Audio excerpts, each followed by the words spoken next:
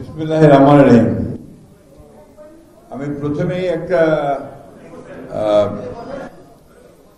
কি বলবো, এটাকে একটা অভিযোগের উত্তর দেওয়ার প্রয়োজন মনে করছি আর কি। আমার বন্ধুর ছেলে কাজল অ্যাক্টিভিস্ট, প্রথম থেকেই যে কয়েকজনের সঙ্গে এই সবচেয়ে কঠিন সময়ে অনলাইনে যারা কাজ করছিল, যারা জীবনের ঝুঁকি নিয়ে পালিয়ে পালিয়ে লুকিয়ে লুকিয়ে এই আমাদের ফ্যাসিস্টের বিরুদ্ধে কথা বলছিল, তাদের মধ্যে অন্যতম কাজল, আমার বন্ধুর ছেলে, ঠাকুরগাঁয়ের ছেলে, আমার খুব প্রিয় ছেলে। সে একটা অভিযোগ করেছে, ওই অভিযোগের উত্তরটা আমি প্রথমেই দিতে চাই। তা হচ্ছে যে এই বইটা বাংলাদেশ জাতীয়তাবাদী দলের নামে প্রকাশ করা হয়েছিল, সেটা আমি আপত্তি করেছি এই জন্যে যে বাংলাদেশ জাতীয়তাবাদী দল একটা রাজনৈতিক সংগঠন, তার গঠনতন্ত্র আছে, নিয়ম আছে, কানুন আছে, তার প্রকাশনা বিভাগ আছে, এখানে তার রিসার্চ সেল আছে, মিডিয়া সেল আছে, সব কিছু মিলিয়ে আমাদের একটা নিয়মের মধ্য দিয়ে চলতে হয়। সেখানে প্রকাশনা করতে হলে আমাদের দলের পক্ষ থেকে একটা অনুমতি নিতে হয়। সেই জন্যই আমি কথাটা বলেছিলাম আমাদের জাবিউল্লাহ সাহেবকে যে এটা দলের নামে না করাটাই ভালো হবে। আজকে মনে করছি যে ভালো হয়েছে, এই জন্যে যে নিজস্ব একটা আইডেন্টিটি থাকা উচিত বলে আমি মনে করি। যারা এই কাজটা করছে, এরা একটা বিরাট কাজ করছে। এরা আমি আপনাদের ঠিক বলে বোঝাতে পারবো না। রাজন আছে কিনা? এরা একটা সময়ে পালিয়ে পালিয়ে লুকিয়ে আমার সঙ্গে দেখা করত, যখন তাদের জীবন ঝুঁকির মধ্যে পড়েছিল, এবং তাদেরকে তুলে নিয়ে যাওয়ার প্রতি মুহূর্তে তাকে নিয়ে যাচ্ছিল, একজনকে নিয়েও গেছে, এবং অন্য অকথ্য অত্যাচার করেছে তাদের উপরে, একজন মারাও গেছে। আমি সেই জন্য তাদেরকে আন্তরিক ধন্যবাদ, কৃতজ্ঞতা এবং বাংলাদেশ জাতীয়তাবাদী দলের পক্ষ থেকে তাদেরকে ধন্যবাদ জানাতে চাই।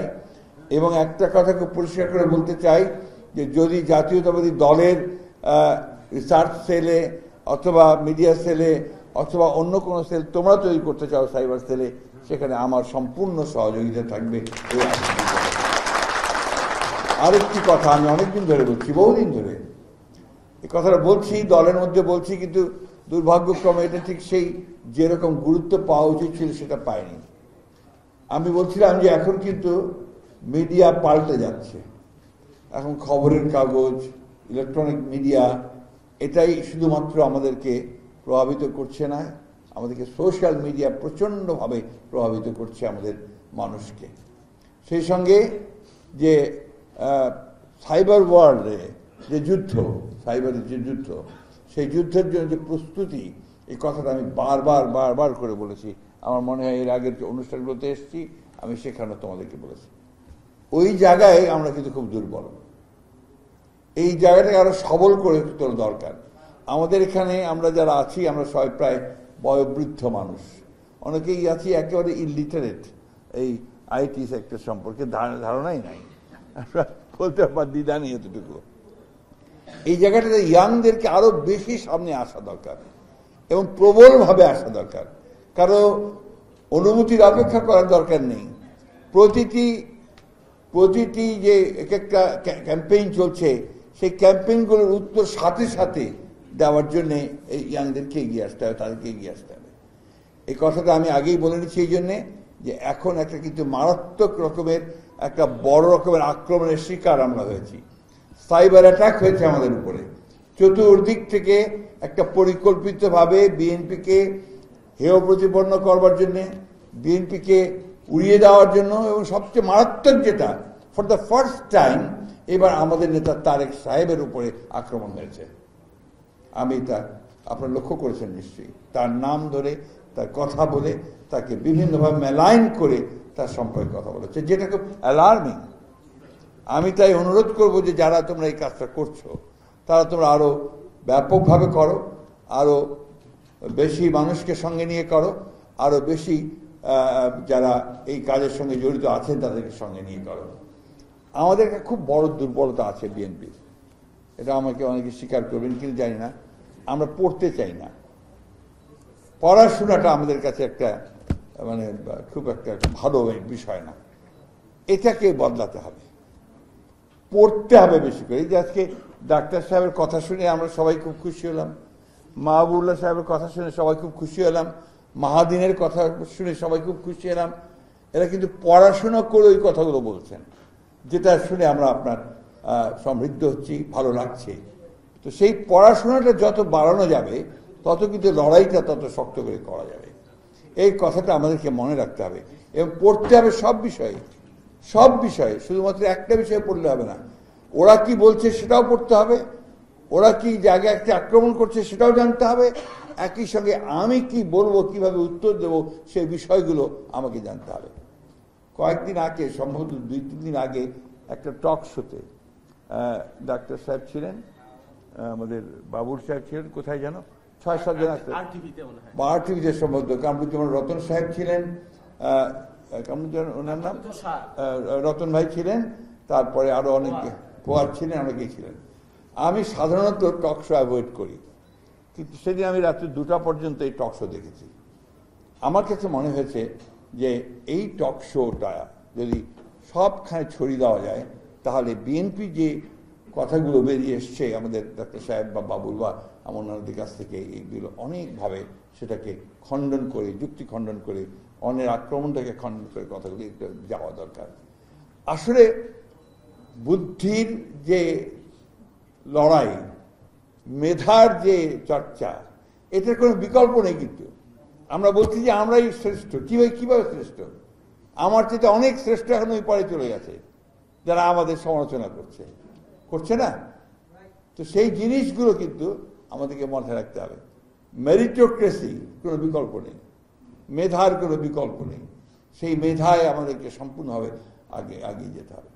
তারেক রহমান সাহেব আমার নেতা, তার সম্পর্কে কথা বলা আমার জন্য খুব খুব কষ্টকর, মানে জটিল বলি এই জন্যে যে হি ইজ মাই লিডার। আমি তার সম্পর্কে আমি কথা বলি যে মানুষ নেতৃত্ব লাভ করে বেশ কিছুভাবে, কখনো লাভ করে আপনার জন্মগতভাবে, কখনো লাভ করে যেটা বলে মানে ওটা পারিবারিকভাবে আসে, কখনো সে সেটা অর্জন করে নিজের আপনার গুণ দিয়ে অর্জন করে, কখনো মানুষ নেতা বানিয়ে দেয়, তাই না? তারেক সাহেবের মধ্যে কিন্তু আপনার এই নেতৃত্বটা এসেছে অনেক দিক থেকে, পারিবারিক দিক থেকে, যেটা অনেকেই আপনারা বলেছেন। যদি কথাটা শুনতে আমার একদম ভালো লাগে না, কারণ যিনি নেতা তাকে আমার মনে হয় যে বোধহয় কিছুটা খাটো করা হয়, তার যে নিজস্ব গুণ সত্তাগুলো আছে সেটাকে পরিবারের সঙ্গে সম্পৃক্ত করে দিয়ে আমরা ওদেরকে একটু ছোট করে দিই। তারেক রহমান সাহেবের নিজস্ব গুণ আছে, যে গুণগুলোর জন্য তিনি আজকে এই পর্যন্ত এসছেন, নাহলে আসতে পারতেন না। কেন বলছি আপনাকে এই কথাগুলো? যে আমার অভিজ্ঞতা, আমি তো বেশ কিছুদিন ধরেই কাজ করছি একসাথে। তারেক রহমান সাহেব দায়িত্ব পাওয়ার পরে, অর্থাৎ ম্যাডাম জেলে যাওয়ার পর থেকে তো ওনার সঙ্গে সরাসরি কাজ করছি। আমি দেখেছি যে অসাধারণ একটা সাংগঠনিক দক্ষতা আছে, এটা খুব কম রাজনীতিবিদের মধ্যে আছে। অসাধারণ, অতি অল্প সময়ের মধ্যে তিনি বিশাল একটা অংশকে তিনি সংগঠিত করে ফেলতে পারেন এবং খুব অল্প সময়ের মধ্যে তিনি বাংলাদেশের গ্রামে পৌঁছে গেছেন, একদম একটা ওয়ার্ডে পৌঁছে গেছেন। যে কারণে যে কথাটা ডাক্তার সাহেব বলেছেন, আমি এটা জোর দিয়ে বলতে চাই, বিএনপিকে এত সহজে তুড়ি মেরে উড়িয়ে দেওয়া যাবে। বিএনপি প্রমাণ করেছে, প্রতিবার প্রমাণ করেছে যে বিএনপি সেই ধ্বংসস্তূপ থেকে জেগে উঠতে জানে। প্রেসিডেন্ট জিয়া রহমান সাহেবের শাহাদাতের পরে অনেকে ভাবলো বিএনপি শেষ, বিএনপিকে আর খুঁজে পাওয়া যাবে না। কিন্তু সেই বিএনপি আবার আমাদের দেশনেত্রী বেগম খালেদা জিয়ার নেতৃত্বে আমাদের ছাত্র নেতা, যুব নেতাদের সঙ্গে নিয়ে আবার বিএনপি জেগে উঠেছে। আবারও পরবর্তীকালে আঘাত এসেছে। এই যে 15 বছর প্রতিটি মুহূর্তে বলা হচ্ছে বিএনপি শেষ, শত আপনার যে সমস্ত আমি যেটাকে বলছি যে আপনার এটা কি বলে যে আমাদের লোভ, লালসা, এই সমস্ত ঊর্ধ্বে উঠে আমাদের বিএনপির নেতারা কিন্তু একজোট হয়ে দাঁড়িয়ে থাকে। কারাগারে গেছেন, কারাগারে পর্যন্ত লোক পাঠানো হয়েছে, চলে আসো, তোমাকে এত টাকা দেওয়া হবে, এই করা হবে, ওই করা হবে। যায়নি কেউ, একমাত্র সাজানো বাদ দিয়ে বসবে। তো আর কেউ না, কেউ যায়নি। তো এই জিনিসগুলো কিন্তু আমাদের শক্তি, এটা আমাদের ইনহেরেন্ট একটা স্ট্রেংথ। এই স্ট্রেংথটাকে কিন্তু আমাদের কাজে লাগাতে হবে। আর আমি মনে করি যে বিএনপির যে বিশাল একটা যুব সমাজ আছে, ছাত্ররাও এখন উঠছে, এইটাকে একটু ইনডক্ট্রিনেট করেন, তাদেরকে বিএনপির রাজনীতিটা মাথার মধ্যে ঢুকানোর চেষ্টা করতে হবে। এটা আমাদেরই করতে হবে, কিন্তু আমি আপনাদেরকে বলছি যে এই চেষ্টাটা আপনারাও করেন। কারণ ইনডক্ট্রিনেশন ছাড়া আপনার কখনোই আমি রাজনীতিকে শক্তিশালী জায়গায় নিয়ে যেতে পারবো না। এই কথাটা বলার প্রয়োজন এই জন্য মনে করছি যে আমরা শুধু লড়াই করেছি গত সময়গুলোতে, কিন্তু সেই লড়াইটাকে সমৃদ্ধ করবার জন্য যে জ্ঞানটা, সেটা কিন্তু আমরা অনেকেই অর্জন করতে পারিনি। আজকে তা না হলে যে কথাগুলো আমাদের শুনতে হচ্ছে, সে কথাগুলো হয়তো আমরা শুনতে পারতাম, হতো না আমাদের। তো একটা জিনিস মনে রাখবেন, আজকে যে প্রচার হচ্ছে, অপপ্রচার হচ্ছে, এর পেছনে কিন্তু একেবারে সুনির্দিষ্ট চক্রান্ত রয়েছে। সেই চক্রান্ত হচ্ছে বাংলাদেশের জাতীয়তাবাদী শক্তিকে ধ্বংস করে দেওয়া। সেই চক্রান্তটা হচ্ছে যে নেতা যিনি উঠে আসছেন, যার একটা সম্ভাবনা দেখা দিয়েছে, সে তারেক রহমান সাহেবকে নিশ্চিহ্ন করা, তাকে খারাপ জায়গায় ফেলে দেওয়ার চেষ্টা করা। এই জিনিসগুলো কিন্তু সবসময় মনে রাখতে হবে আমাদের। আমি বক্তব্য বাড়াবো না।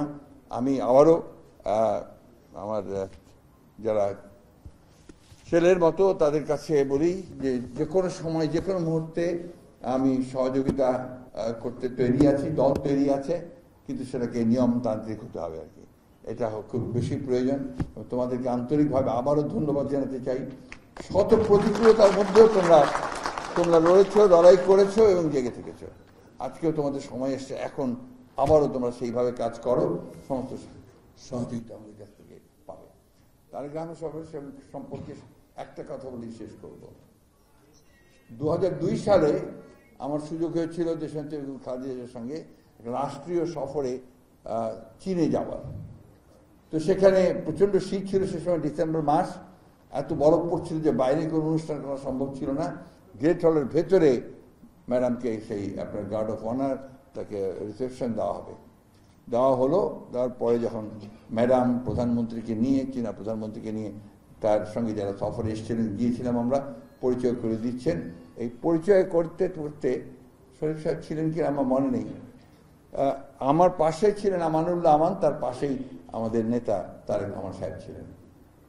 তো তারেক রহমান সাহেবের সামনে গিয়ে যখন উনি বললেন যে মাই সান, তো প্রধানমন্ত্রী তার সঙ্গে হাতটা ধরে শক্ত করে ঝাঁকি দিয়ে বললেন, carry the flag of your father and mother.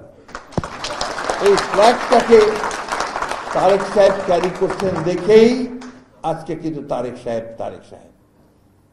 এই কথাটা আমাদেরকে সবসময় মনে রাখতে হবে। নির্যাতন সহ্য করেছেন, শারীরিক নির্যাতন সহ্য করেছেন, এবং নির্বাসিত হয়ে থেকেছেন, একা থেকেছেন। এই যে একটা চরম একটা পরিবার থেকে বিচ্ছিন্ন হওয়া, সবকিছু মিলিয়ে তারপরে কিন্তু তারেক রহমান সাহেব মাথা নত করেননি, তার মায়ের মতোই। তার মা যেমন মাথা নত করেননি, তিনিও তেমনি মাথা নত করেন। সেইখানেই তারেক রহমান সাহেব নিঃসন্দেহে আমাদের হোপ, আমাদের ভবিষ্যৎ, এবং আমাদের ভবিষ্যৎকে আমরা দিই। ধন্যবাদ। আসসালামু আলাইকুম।